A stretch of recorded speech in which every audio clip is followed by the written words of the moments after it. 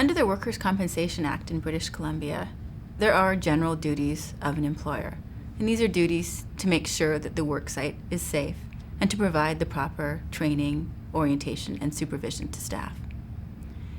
British Columbia is somewhat unique, however, in that 2007 it introduced new regulations, the Young and New Worker Regulations. These regulations are prescriptive regulations.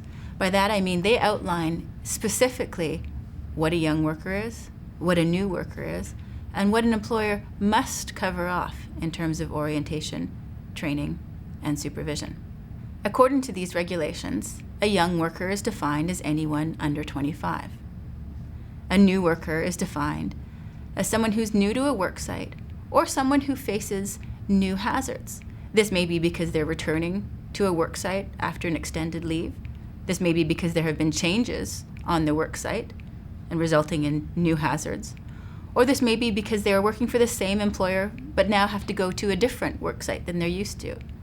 Under all of these conditions, a worker would be considered a new worker, and as such, by law, the employer is required to provide orientation, training, and supervision. The Young and New Worker Regulations identify 13 specific topics that the employer must consider when providing orientation and training. These include things such as WMIS, personal protective equipment, the location and identity of first aid, who a supervisor is. By following these regulations, employers can feel confident that they have provided their new and young workers with the tools, knowledge, and information to start their job safely.